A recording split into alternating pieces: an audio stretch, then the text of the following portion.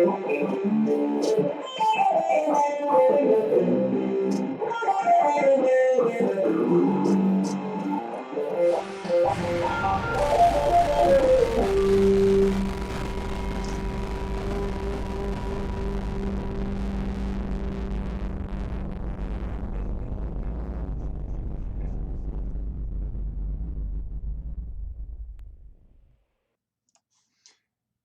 everyone, welcome into the Fallout Shelter. Hope everyone is having a wonderful day today and has been having a wonderful weekend. Sorry about that, I still wasn't prepared. I really never am. Oh, Larry K. Travis Johnson with the countdown and was actually very precise. John Boy, good to see all of y'all. Lady Liberty Speaks, Rocky USA, Justin Enderton. Awesome to see all of y'all. I'm going to go over information today. All of the links I do believe are in the description. We're going to go over the actual science of what creates chemically induced condensation trails and how they're manipulated in multiple different ways by the airline industry and NASA and everyone else. Oh, been a beautiful, great day here up until about an hour ago. And as soon as they start with that in the sky, I start with a nose drip, so it never fails. Julie, good to see you. Dimple 600 from Hong Kong. Wow, much love. Long way around the world. I hope you're safe from the rioting and stuff that's going on. And from what we hear and things of that nature, pray for your safety there in Hong Kong. All right, everybody, let's see. Probably just going to jump right into this because, you know, why not? I'm going to start right off with the patent that I did the video on earlier. I'm going to come back and go through this patent in more detail, but just to show you the redundancy of the patent, because some people say, oh, well, they can post this anywhere. Well, here it is on Google Patents. Here it is, the PDF of the patent from the United States patent application. Now it's stored at Google, whatever. So I found this patent also at the U.S. Patent and Trade Office.gov in the Missouri office. So this is the Missouri office holding the same patent. You can go find it. It's all the same words, but just the way it's written, they're a lot smaller. So I'm going to read it from the Google patent here in just a little while, or either it's the same thing. I might just read it from here. When I actually read this one, I'll probably do a read through it. It'll probably get a little boring. So I'm going to go through the other science that's been done on it first. And we'll start right here. I'm going to show y'all a couple of particle pictures. This is from NOAA.gov. And the photos hyperlinked from this page show particles emitted from jet aircraft engines under flight conditions. These particle samples were collected using a low-pressure impactor on board a NASA Chase aircraft during the SASS SNIF-3 field experiment. All micrographs were taken with a JEOL Model 200CX analytical transmission electron microscope operating at 200 kV potential. Now, I'm not a scientist. I don't know what all of these acronyms mean. I'm not going to pretend to. Nikki, Gutta, good to see y'all. Welcome in today. Lady Liberty, good to see you. Welcome in. Now, what I'm showing these pictures for, and the reason is because the wording in it is very important to everything else we're going to go through. So let's start at the first one. F-16 exhaust particles, JP-8 fuel, 0.05 nautical mile separation between aircraft and chase plane. No sulfuric acid droplets are visible, and no S signal is observed in the soot particles. Remember, soot particles. What do y'all hear us say all the time? Carbon black. Oh, that's a nasty load. It's full of carbon black. It's full of soot. It's, oh, that one's full of the black carbon. Yeah. Okay. This are the particle picture taken with a I've lost it, my brain. Analytical transmission electron microscope. So we have the F-16 exhaust particles, JP-8. I'm not going to read that on every one, but I'm just going to show you the pictures. These are the soot particles that come out of the engines after they are burnt and compressed in JP8 as per the NASA chase plane that picked them up and posted them in their research. This is another one. And like I say, all of these links, hey, Homestead, Wyoming, yeah, you're very welcome, man. To you and yours too. We have another one. Now keep in mind these soot particles, they come into play very, very heavily here in just a few minutes. And it makes a lot more sense why the military aircraft are flying around when the commercial aircraft are flying around. It all works together, and one of these days I may be bright enough to put the whole picture together for somebody to understand. So, but right now it's just in pieces. Here's another one, soot particles. You got your size here. I think that 10 part per million, I think, or 1 PMs. Okay, as a chase plane increases distance between itself and emitter aircraft to a point where it no longer is directly in the exhaust plume, but rather flying in air that contains older but relatively recent emissions, an even larger fraction of sulfuric acid particles are observed. The faint sub 0.1 particles or sulfuric acid droplets as typically viewed on our electron microscope. So you have your sulfuric acid around the soot particles here, and very small soot particles on the surface of a sulfuric acid droplet. Okay, this is a sulfuric acid droplet. We hear about the sulfurs in gas in the fuel all the time. I'm going to get to that too. And then you have your soot particles that are attaching themselves to the sulfuric acid. That's exactly right, Lady Liberty. That's why when you burn the snow, it turns black. I had a good video of that, but I have lost it. I did it here in Mississippi the last time it snowed. Okay, now, this is from the year 2000, and it's the trace element and polycyclic or aromatic hydrocarbon analysis of jet engine fuels, Jet A, JP5, and JP8.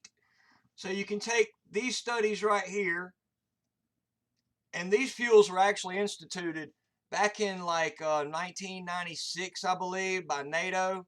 They went from the aviation lead-based high-octane gasoline-type fuels to the diesel/kerosene-based type fuels, which have a much heavier element-type style to them. And when you get here, you have an executive summary. I'm going to blow this up a little bit, and mainly that's for my benefit because I am blind. For this study, 1 sample of commercial Jet A fuel, 1 sample of JP8 fuel, and 2 samples of JP5 fuel were analyzed for elements in polycyclic aromatic hydrocarbons. Table ES2 is a summary of elements detected in the fuels. Shaded elements were detected at the highest concentrations. More data are needed to determine a typical composition for each fuel type. Remember the word hydrocarbon, okay? Man, I wish I knew how to turn some of these notifications off. They drive me nuts. Okay, this is a summary of the elements detected in the jet fuels. Shaded elements were detected at the highest concentrations. So, this was shaded right here. One of the highest concentrations was aluminum. JP5, 2144 parts per billion. JP8, 9360 parts per billion. That is aluminum. They have some counts of barium. They have calcium of the amount 31,120 parts per billion in JP8. They have an amount of chromium. They have an amount of copper. They have an amount of iron, lead, magnesium, manganese, nickel, niobium, potassium, scandium, selenium, strontium, sulfur, tin, titanium, vanadium, and zirconium. That is the list of elements contained in Jet A, JP5, and JP8. This is the study that was conducted by the Power Systems Center, San Diego, for the federal government in 2000. All the links are in the description. Now, from Springer Link. This come out September of 2018. Synthesis of aluminum nanoparticles as additive to enhance ignition and combustion of high energy density fuels. Now, if you can take aluminum nanoparticles and add them to a fuel and enhance ignition and combustion, what do you think that does when that particle falls to the ground and lands on the dry lands of, I don't know, say California and Australia? You make them enhanced ignition and combustion. The chemtrails, according to their data, absolutely what they're doing with the aluminum, that's contained in the jet fuels at a high level of concentration. High energy density fuels are critical for hypersonic aerospace propulsion, but don't give a crap about the ground they burn up on the earth, but suffer from difficulties of ignition delay and incomplete combustion. So we add all of these things to them. This research reports aluminum nanoparticles assisted ignition and combustion of high energy density JP10 fuel. So now we have another fuel that's been added to, with a size of 16 nanometers, fabricated through a mild and simple method by decomposing, I don't know what that is, with the additives of a surfactant ligand. The uniform size distribution, nanoscaled size, and surface ligand make ALNPs stably suspend on JP10, with 80% being dispersed in the liquid fuel after 6 months.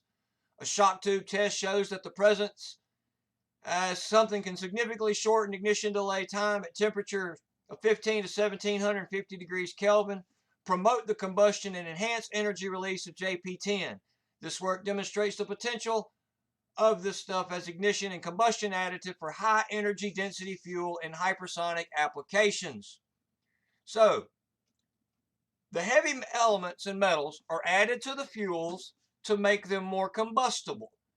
Okay, well, now we've got one picture of the puzzle. They're more combustible, so they make it explode better. And we've been hearing a lot about engines on airplanes exploding, right? We got a combustible fuel that is putting these elements out. Now let's skip the condensation trail part till we get to that. Let's just say when these elements come out into that trail, eventually they fall to the ground, which makes everything that it lands on more combustible. So when we say that they're fueling the fires, they're absolutely fueling the fires. Okay, now we're going to go to the condensation trail part of the show. And we're going to tell you exactly how condensation trails are formed. And we're not going to tell you that it's because the heat from the jet exhaust mixes with the super cold air in the upper atmosphere and tropospheres and stratospheres. And the super cooling makes the water condense magically out of nowhere. That's what every aviation expert will have you believe. You know how I know that? Because they come on my Twitter channel and that's what they tell me. Oh, you idiot, don't you realize it's 3,800 degrees? You know what? I'm fixing to tell you what NASA and Boeing says, and it don't matter what the temperature is anymore. They have a system for that.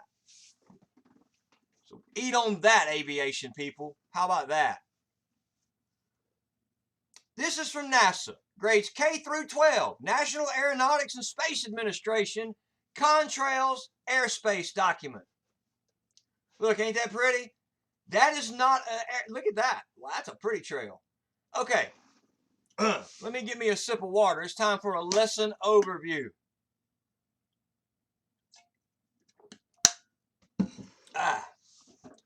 Through demonstration, students will learn about properties and changes of properties of matter. Of matter. Not of gases and condensation. They will learn of properties of matter, as they witness firsthand how contrails are formed, and not the bullcrap that the aviation industry puts out on YouTube and Twitter. This is shown by combining water vapor, so we've actually got water vapor, ooh, they're on it so far, and the soot. Remember the word soot that we've been talking about? Remember the word soot back in all those pictures that they showed are all up in the air? You have to combine soot with water vapor from an extinguished match within a glass flask, then adjusting the internal air pressure to form a cloud. So we're going to show you how to make a condensation trail in a flask. Students will learn how condensation nuclei and water vapor condensation nuclei and water vapor combine to create contrails. This is NASA's words, not mine.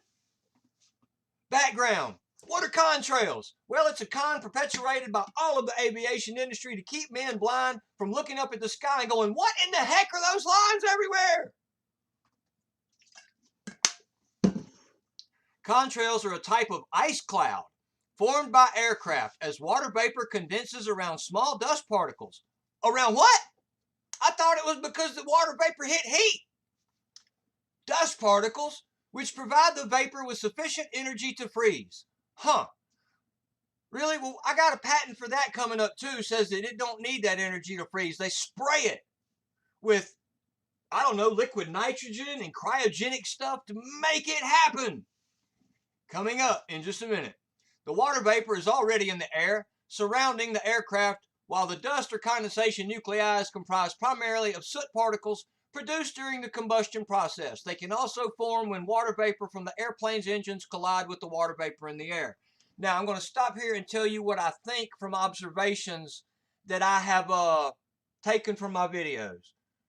I have been going for a long time that, okay, condensation trails are real. They're coming from the engine and they're produced by whatever means, but I've not been buying that they're just from heat and fuel exhaust. I know too much about fuel. I used to sell racing fuel, and I'm pretty understandable about the specific gravities and things of fuel, the way it works, the way it ignites, the way it explodes. And I know there are always elements in it for that reason. There's actually lead in racing fuels to make it softer on the engine when it explodes. You can turn it at a high RPM. So I knew something wasn't right. Now I found that the way they make the condensation trail is by how much additives are in the fuel and how many different chemicals they can use to make these additives. So now, but then absolutely I look up at some of them that I videoed and I'm going, okay, this is not strictly an engine trail. Airplanes have been designed to dump fuel in the air as long as there's been airplanes, because they can't land under that weight. Airplanes have been spraying chemicals on people forever. I got a patent from 1920 for spraying smoke and stuff like that. As long as man can fly, they've been dumping stuff on us. And as long as I've been along, now I do not consent. Now, I'm going to skip this part, and we're going to go on down here to where they actually, okay, persistent non-spreading contrails are presented as long white lines that remain visible long after the airplane has passed. Now, one way they make this, and I'll show you a little more about it in the patent, as the airplane decreases throttle, so like if your airplane is at full throttle, odds are it's not making very many hydrocarbons. But when you back the throttle off, and like, see the airplane, say it'll maintain a little slower speed, but it takes more energy for the engines to keep it there. In the mechanical world or biker's world or something like that, you'd say it was running rich. So they run it rich and it produces a lot more hydrocarbon. Well, they also have this patent here where they spray it with refrigerants to make it that much colder and it produces that much more water. They actually call it a precipitation reservoir. Let me get back to that. They also have wingtip vortices that are a type of contrail, but they're produced from a different process. Yeah, a lot of that stuff, some of that stuff comes from compressed air on some of those things, but that's a different, that is a different show altogether on some of those jet things that use compressed air for excellent maneuverability. So down at the bottom, it shows you right here. Now, if it was just heat and water vapor, you could make it in any other way, but you can't. You have to drop a burnt carbon match head down in here to create the condensation trail. It's a chemical reaction. Chemical reaction. It's not a natural reaction. It is man-made. It is manipulated. Every trail you see up there that doesn't dissipate very quickly is manipulated, and there's NASA's educational stuff to prove it. And let's see, some more of their stuff where they were happy about what they done. They have the Access program. All of these links are in the descriptions. The alternative fuel effects on contrail and cruise emissions, where they took their big DC-8, they followed it, found out, this is how they found out how the hydrocarbons, what the blends do, the pure JP8 mass emissions index. That is hydrocarbon right there in the black carbon, 50-50 blend. They brought it down. This is what they're making. This is what they're making the trails with, the carbon black fuel. All they have to do, I don't have this link up here and I don't know how to find it, but I'll post it somewhere. It's actually in an older video. It's from a 1976 meteorological journal, Journal of the Meteorological Association. I think I have the picture on the front page here. Let me see something. I do. Let me see if I can make it show up. I've got it buried. That's not good. Sure, and it's the one I need. How about that? That's it. Let me see if I can bring it to the top and show it. There we go. You see this picture? This picture here was designed in 1975, and it went along with the way to take one fuel tank and use a fuel with more carbon black in it and be able to flip to it when they needed to put more carbon black in that part of the atmosphere to manipulate the weather. This has been going on a long time, people. That's an old diagram. Okay, back to the other stuff. This one is the Access 2 program, where they use the alternate fuel effects on contrails and cruise emissions. Same plane, same research. They take the one, they use the fuels, make the trails. This one is the emissions and climate impact of alternative fuels. Look at that beautiful sky there where they've been crisscrossing it back and forth, and they take all these nice instruments and they read it and tell you just how bad they're going to kill you with it.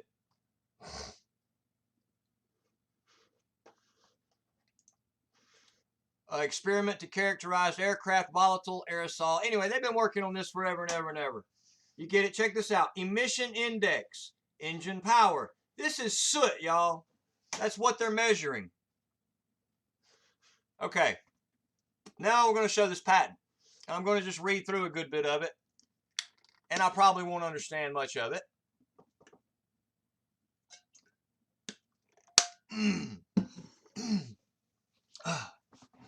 Excuse me. Okay. System and methods of inducing rainfall. Inventor, Donald F. Wilkins, current assignee, Boeing Company. And if y'all are just coming in, check this out. It's also here and here. I have all three links in there. This is it at the Missouri Patent Office, the U.S. Patent Gazette, uspto.gov. This is a .government website. I'm just not going to read it from here because the writing is really little. I'm going to read it from over here. I looked over it earlier. And we've got the pictures for the patent over here. These are current, 2016. And it is adjusted expiration of 3/23/2036. A bunch of 2s, 3s, and 6s. And I'm too jacked up to deal with the numbers right now. So this is their system. Here's the pictures up here. Look, that's a sprayer. That isn't even coming out of the engine. So, their details. Let's read it a little bit. I'm going to read the abstract first, and then I'll go into it in a little more detail.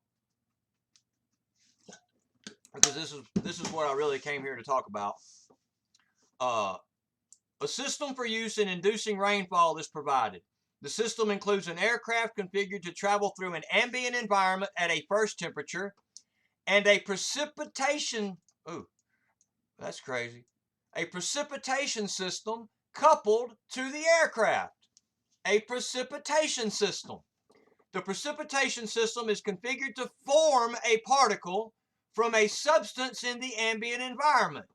All of the stuff that's being sprayed on a daily basis. Now, see, this is one thing that's kind of bothered me. What I've looked at on a lot of this, you go back to John Brennan in 2010, he made a statement that has kind of stuck with me because he was talking to other world leaders when he said it, and not just the public. He said, while we make the transfer from fossil fuels, I have been under the impression, and this is an opinion, I don't have documentation for this, I'm telling you, this is my opinion. I'm under the impression that all of these particles and all of this work, as much as it is something to do with blocking the sun and weather manipulation, which it does 100%, I believe there is a third thing going on, which it actually is a way to produce energy in the air through kinetic force, maybe some other things. I'm really looking into it. It's just some ideas, and I'm like I say, I find this stuff and I see the connections. I don't truly understand all of it, but I know the connections in soot and then all that. Okay, the precipitation system is configured to form a particle from a substrate in the ambient atmosphere and is configured to discharge the particle at a second temperature lower than the first temperature such that moisture in the air condenses on the particle.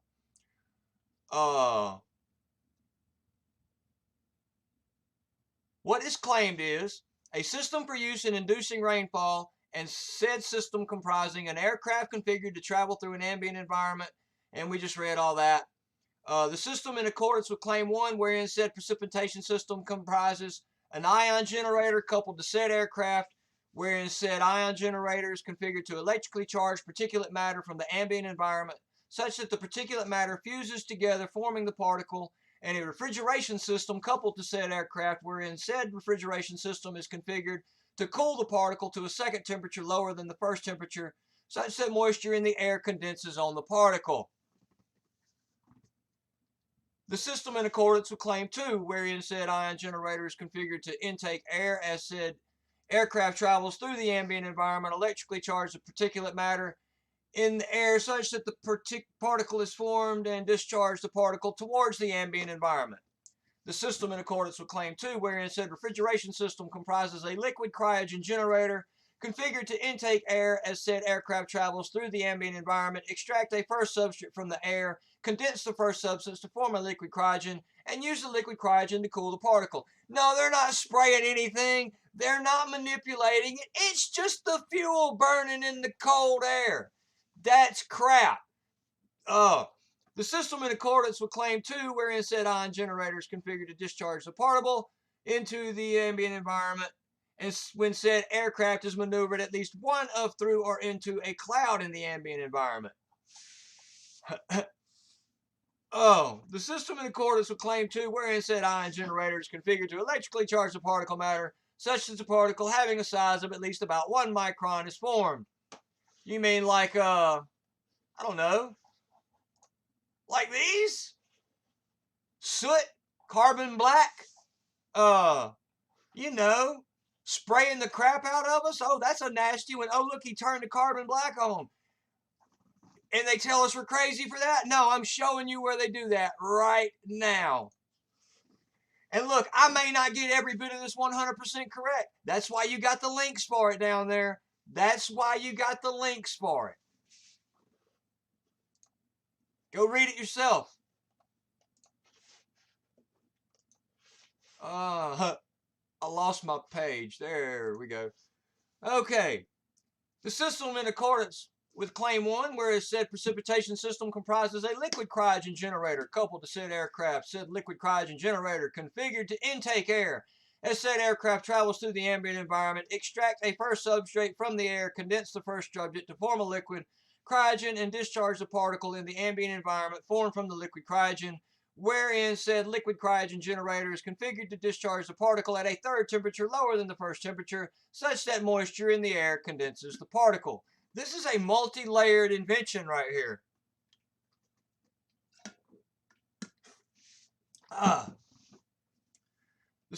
And everybody, I'm now drinking filtered water 100% of the time.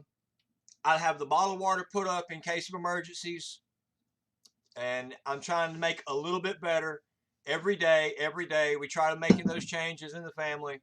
And there's a few people that's been out there helping me a lot. I really appreciate y'all. You're awesome and I love you. The system in accordance with Claim 1, whereas in said aircraft comprises an unmanned aerial vehicle. Now this can get into the electric drones that we've been seeing. there is a system for this that can bolt onto an electric drone, and I have the patent, but I don't have it up. I'm working on a bunch of them that I found. I have found a patent, and I'm trying to learn a little about it, about a drone that runs off kinetic energy.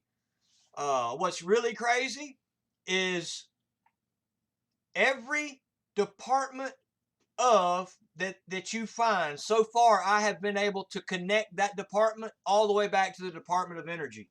Everything stems from the Department of Energy. That may be why I was led to start investigating that some. And, you know, I don't know. I think maybe the coronavirus took my eye off of what I'm here to do. I might try to keep up with it a little bit, but there's so many people talking so many things about the coronavirus. Here's the thing. We pray for the full armor of our Father in heaven every day to protect us from these evils. That's the best we can do. We know to keep clean. We know how to take care of our stuff. And being aware is the best thing we can do for this. And we pray for our brothers and sisters that are being tormented by it. But I don't think I'm going to continue to spend every day like I was on that. I don't think I was getting misled some. So I found a bunch of weather modification information, and I intend on sharing that with y'all again. A method of inducing rainfall, said method comprising launching an aircraft configured to travel in an ambient temperature. It keeps on and on about that. And you hear about the precipitation system. But here's what it always has to say. You have to have the particle. You have to have the particle. Now listen, it's an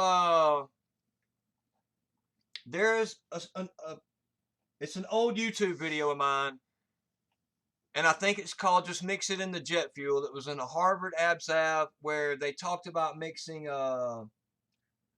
dimethyl something and something else. They could actually create a silicate particle from the fluids mixing together. They burnt perfectly in the jet fuels. So all of this is really just coming together, and we keep all of this in the Discord, and it's kind of scattered right now because the information is getting more and more. I'm going to try my best to organize it some because I didn't realize I would ever find this much stuff. I know that a lot of other channels have probably shown some of these things, but I don't really get to go look at a lot of other channels. I just started looking like I used to do my job. And in my job, I had to find materials that would pass government approval and turn them in with all of their product data and all of their material safety data to get them approved for contracts. So having all of that, that's exactly the way I research all of this in the same type of manner. And I try to bring forth only real information of what's going on. And sometimes it's really hard to find. And it takes a lot of time. Sometimes it falls right in your lap. So that's everything I've got up for right now. And, well, wow. I'm going to say hello to, well, there's Julie, there's Dana Ashley. Well, good to see you, Miss Dana. Thank you for showing up and hanging out at the Fallout Shelter. That is awesome. You're a rock star. Flea Market Mutt, Believe, Dimple 600, Burned Out Rage. Good to see you, man. Good to see you. Glad you're here. The Final Frontier. It was really awesome. I'm glad I got to share this information with y'all. That's really cool. That's Chrissy, I hope you got my message. Right now is the time where I think is probably the most important for what we do. We share information, but we come together, we have a fellowship in our chat, and we try to have a good time with each other while we do it, not have a spirit of fear. T. Luke, hey, good to see you, man. Believe, good to see you. And we do it in a coming together that we're fighting for what our Father made for us in heaven. So, Nikki from Texas, People's Last Stand, good to see all of y'all. Hey, look, right now, if you have anything that you'd like to request prayer for, pop it in the chat. And if you're a member of our Discord, I have read the requests. We're just going to blanket them, and we're going to continue to keep that stuff in Discord because, quite frankly, if some of those people wanted to share it in the chat, they would. So I've decided to do that way. Yeah, I hope I'm putting together a good picture for y'all because I'm not a great teacher, but I can find the information. So I love all of you guys, and we will say a prayer out of here. Okay, Chrissy, here's the thing. The other day you asked for prayer for your back and you were hurting and I missed your comment. So as soon as we got off, I made sure I prayed for your back and I was hoping you were feeling better. And I sent you a comment somehow telling you, and I might not, I'm not real good on that either. So, but I just wanted you to know that I prayed for you and I uh, hoped you were feeling better. Yes, Julie is one of our, we keep Julie in our prayers definitely right now. And Believe. We're always praying for Julie and Believe and Verdia. We can do that. All right, everybody. Father, we come to you with thankful hearts that we're able to share this time of fellowship together, to be able to find people that believe the same way and feel the same way that we do, to help to gather our strength, to gather our information, to gather the knowledge that I truly believe you send for us to have, so that we are better equipped to fight against the wiles of the devil and the darts that are thrown our way daily. Father, I pray that you protect all of us with the full armor every morning when we get up, that you'll strengthen us, give us what we need to fight for you and for the wonderful garden that you have created for us. Father, I ask you to be with Julie, to reach down, to touch everything going on around her. You know those needs. Father, I know you're there. I know it seems tough. I ask you to just send the Holy Spirit to reach down and wrap the arms around her and let her feel the relief that we know she needs. Julie and Believe, I pray for that same relief. Father, Verdia, you know the situation with Verdia. I pray that you continue to help Verdia through everything she's going through, and we thank you for those blessings. We thank you for the wonderful miracle that was performed for Shelley Morales and her being back home and Mike regaining his strength. We thank you for that. Father, we pray for Christy's financial situation. Father, whatever that is there that you can do, I ask you to do it, to touch her. She's around a lot. I see her heart, and I pray that you just be there and let her know what's going on. Father, if there's anything up there that I don't see, just like the chat in the Discord, I pray that you touch it. You receive the request. You know everything we need before we ask it anyway. So I thank you for your son that came, bore the stripes as was foretold, so that we could be healed, died on the cross, fought Satan, took keys to death, hell, and the grave, resurrected, was seen, and then came to be at your side to be our intercessor. It's in his name that I pray for all these things, and I thank you for all these things. Okay, everybody. I think that actually went pretty good for a YouTube stream. A